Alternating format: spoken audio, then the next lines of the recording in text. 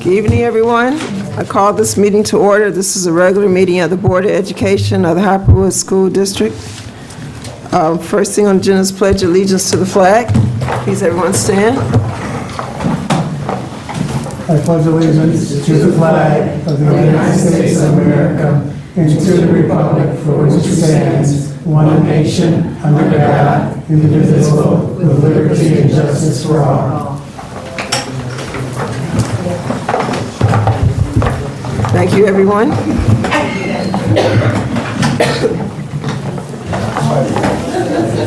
Next on the agenda is roll call establishment of a quorum. I see 5 members present, so that is a quorum. We have 2 people absent right now. Well, 1 person absent right now. Okay. 4 on the agenda is acceptance of meeting agenda. May I have a motion? Motion. Support. Okay, I heard the motion and support to accept the meeting agenda. Are there any questions? Okay, so let's have the vote. Tab? Ms. Menino? Yes. Ms. Yancey? Yes. Ms. Morrison? Yes. I'm just going to call you Ms. Spencer? Yes. Mahal? Yes. And Williams? Yes. Acceptance of the meeting agenda is approved, 6-0. Moving on to approval of consent agenda, and that includes 5.1 minutes from previous meetings, 5.2 expenditure reports, August 1st through August 31st, 5.3 personnel matters, that includes overnight extended travel, resignations, new hires, and reassignments, and there are several of them. So can I have a motion? Motion. Support. Okay, I heard the motion and support. Are there any questions? All right, so let's have a vote. Ms. Yancey? Yes. Ms. Menino? Yes. Ms. Spencer? Yes. Ms. Morrison? Yes. Ms. Mahal? Yes. And Ms. Williams? Yes. Approval, motion passes 6-0 for the approval of the consent agenda. So that brings us to 6, which is correspondence. Tab, I guess you can do that one. Any correspondence has been referred to the committee on the board, if there's any. Thank you very much. And that brings us to 7, which is district recognition of Bryant Corbett. So we got 7.1, Salary Association of the Year. So who's doing this one? I'll take it.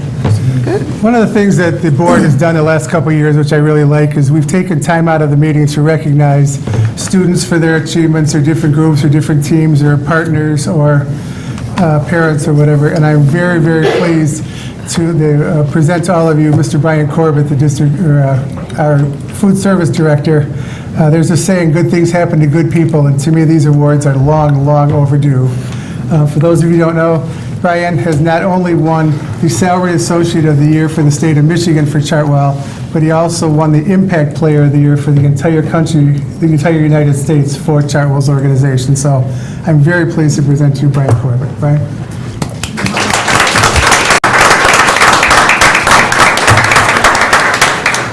Good evening, everyone. Good evening.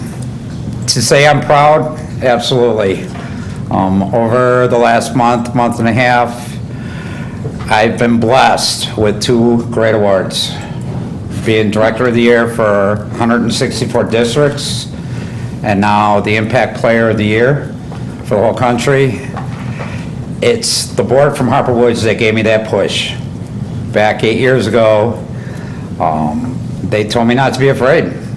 Told me to go for it. If we fail, we failed. And from that point on, we've succeeded at everything we've done.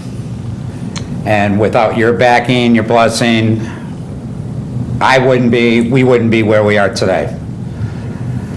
First of all, I'd like to introduce my boss, Ann Smith, who has been wonderful in the leadership and getting me to where I am today. Easy to do when it's Brian. Before I let Ann speak, I do want to introduce a couple faces, just so the board members realize that some of our buildings, faces you usually don't see, but are the impact players that make me what I am, behind the scenes. First of all, Elaine Bellardo. She's been with us a very long time. She'll be with us for a very long time. She is our lead at Tyrone. Please stand, Elaine.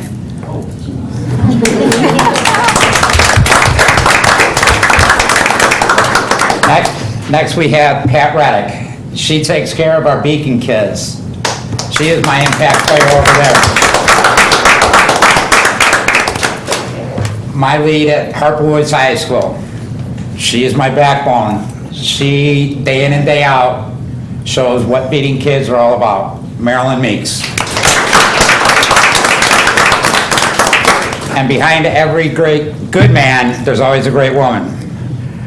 This girl puts up with what I go through every day, my stress, my little fits, our goals in feeding the kids. She is what anybody could ask for. That is my admin, Christine Goodwin.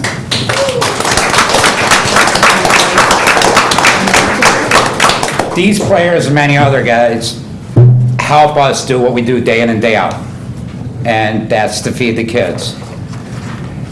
These programs we run are a little rocky with the teachers, but everything we do is for the kids. It's all about our kids. And a few words? I won't take up your time. I do want to say Brian's Salaried Associate of the Year was a huge honor all on its own.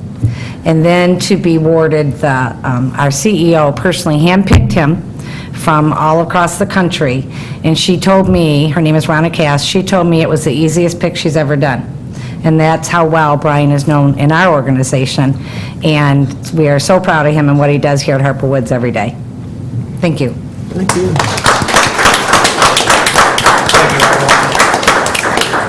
Brian, thanks a lot, buddy. Thank you. Thank you. 8 is public participation regarding the action items. Are there any public participation? Okay, moving on to action items. 9.1, 16-17 budget closure, audit update. I'd like to introduce Nate Balderman. He's one of the senior members at Raymond Robson, our external auditing firm. The board was given the detailed audit presentation at the workshop a couple weeks ago, and I think Nate's just going to give a kind of the Reader's Digest version to the public tonight. Great. Well, thank you for your time. As you said, we had I had our senior manager and one of our supervisors on the job present a couple of weeks ago. I'm just here to answer any questions you may have and just kind of give you a quick summary of the results. I want to start off by thanking Jim and his team for an enjoyable audit. I don't know how else to put it. It's one of the audits that I look forward to every year, for sure. It's always interesting and fun to come out here, but Jim is always well prepared and works well with our team. So for this audit, I'm not going to go over the details of the numbers or anything. The place that I always point people to a good summary of what our results are, what our part of the audit is to go to page 63 of the report. This is a schedule of findings and question costs. It's included in any audit when you have a single audit, and it just kind of goes through and gives you don't have to read all the wording of our reports to see what's there. When you have an audit, like yours, there's two parts to the audit because you have that single audit because you spend more than $750,000. First part is a financial statement. We're looking at the financial statements to do the financial statement audit with the objective of issuing an opinion on the financial statements. Basically, that opinion is given so that you can rely on the information that's included in your financial statements. We had an unmodified opinion, which is what you're looking for. It's considered to be a clean opinion, and it states that the financial statements are fairly presented in all material respects. There's a lot that goes into that. We're not looking at every transaction, but we're giving you that level of assurance and looking at things so that it's that the financial statements are reasonably stated and you can rely on them. We also look at internal controls. And standards changed a few years back, and so there's a very high standard of what is considered to be a control deficiency. Basically, if we find something where there has to be an audit adjustment and we find it as an auditor, that's considered to be a finding. So this year we did have an issue that's reported. It was kind of one of those last second things, but it was detected. The financial statements are correct. It's corrected in these financial statements, but because of the way the standards are now, we're required to report that because we actually found that. Then on the federal award side, we kind of go through a similar risk assessment process, except for we're looking at compliance related to the programs that all the different programs you have. We go through a process every year where we have to look at what programs we've looked at in the past and do a risk assessment to determine which program we're going to look at. We looked at the child nutrition cluster this year, those programs that are they go through the food service fund, but it's the federal dollars that are attached where you ask for reimbursement. We did have, and we went over this in detail at the meeting, we did have an item that classified on the control side as a significant deficiency. We had a couple of items, but again, that's not the material level, but we are required to report those items. For all of those issues, there were corrective action plans included, and we don't give an opinion on those, but we definitely look at those to make sure that if those are followed, that it should be able to clear up the issues going forward, and we feel that it should. Anytime you do have, I do warn, at any time, especially on the compliance side, anytime that you have those findings, there is the chance, because you're already partway into the year, that things could repeat. Now, thankfully, we have the audit done. The audit's done a lot earlier this year, so those items should be able to be cleared up this year without having the continued non-compliance. So that's really a summary of what the actual audit results were, which is our part in the financial statements. Again, like we said in the workshop, we went over the details of the report, but would welcome any questions that you have related to the audit. Okay. Are there any questions from board members? Okay. At the workshop meeting, we did go over the audit. We went over the report in a lot of detail, so we asked most of our questions then. So, all right. Well, thank you very much then. Well, thank you very much. I Have a good appreciate it. evening. Thanks, Nate. Drive safely, buddy. Thank you. Thanks. Okay. So I need a motion, because this is an action item. The recommended motion reads that the Board of Education accept the annual audit prepared by Reedman Robson for the fiscal year ending June 30th, 2017, as presented. Motion. Support. Okay, I heard the motion and support. I need to vote. Ms. Menino? Yes. Ms. Mahone, yes. Ms. Yancey? Yes. Ms. Morrison? Yes. And Ms. Spencer? Yes. Oh, Ms. Virginia? Yes. Motion passes 6-0. 9.2, amending the newly created position of Director of Curriculum, Academics, and Professional Learning. So it was a change from that, from curriculum director of curriculum, to academics and professional learning.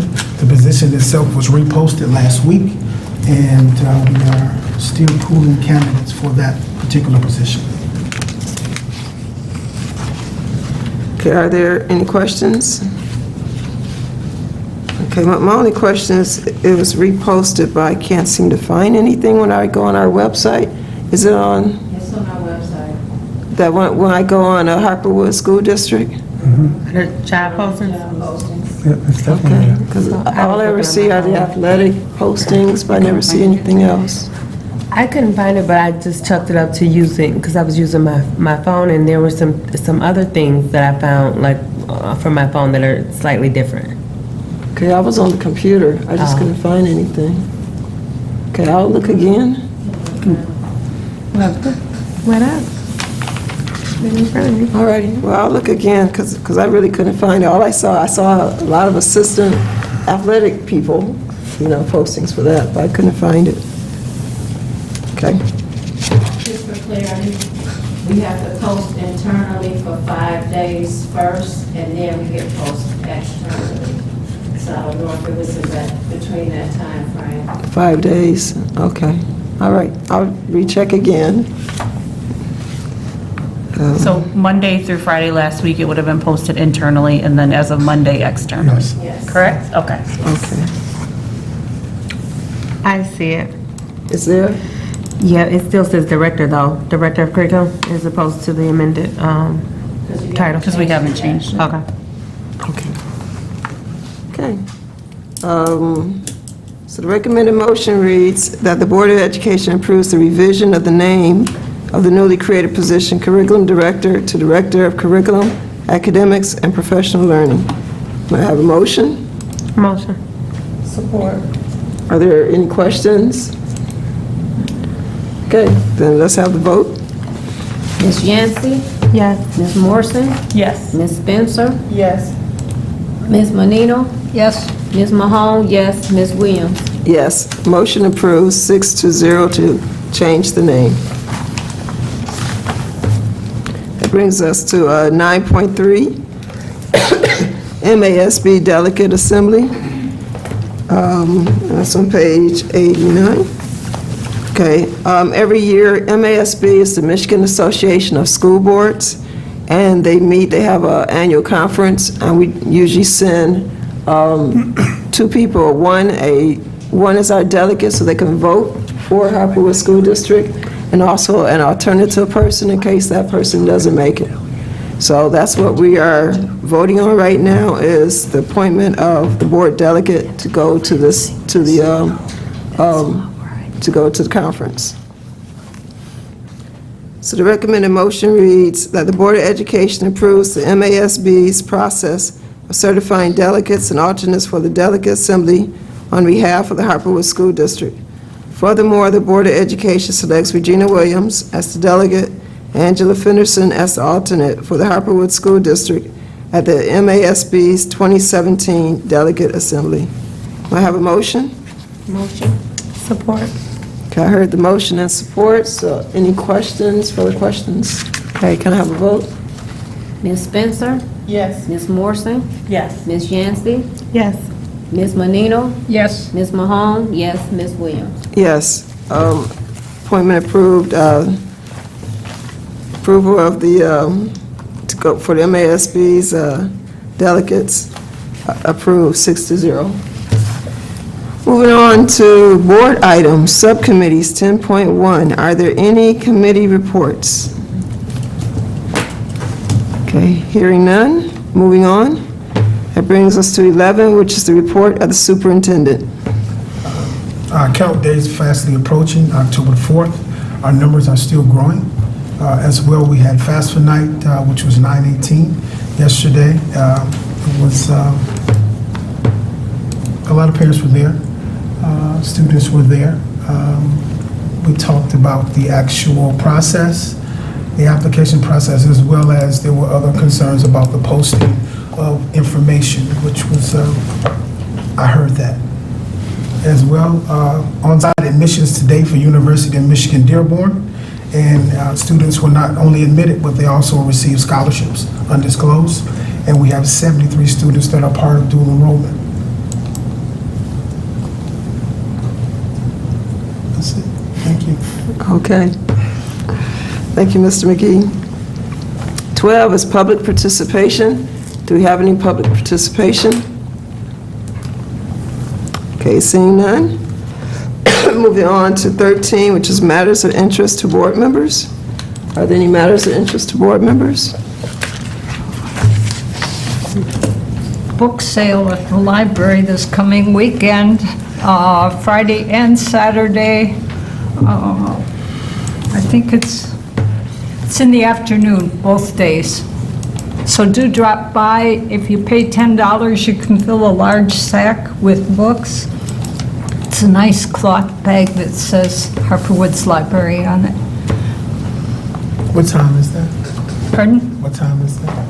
Let me double check. I have the slip. Here we go.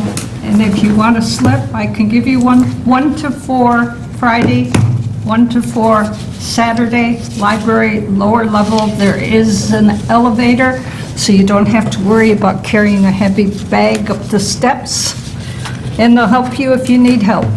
And anybody that wants one, I'll put them up here, help yourself. Thank you. All right, thank you, Joan.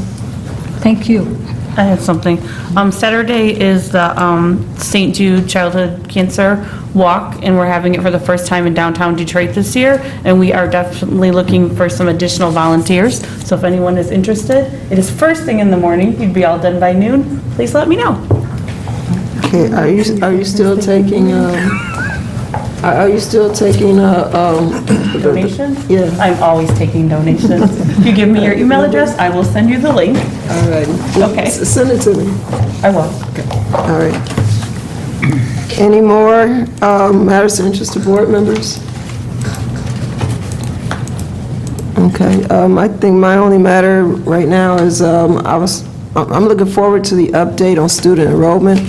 I believe our enrollment this year is higher than it was last year, so maybe at our next board meeting, we'll have that enrollment update. We will. Anything else? Okay, so that concludes this part of our board meeting. We're going to go into the closed session pursuant to Section 8A of the Open Meetings Act regarding personnel matters. May I have a motion to go into closed session? Motion. Support. Okay, and can I have a vote? Ms. Menino? Yes. Ms. Spencer? Yes. Ms. Morrison? Yes. Ms. Yancey? Yes. Ms. Mahone? Yes. Ms. Williams? Yes. Motion to go into closed session approved, 6-0.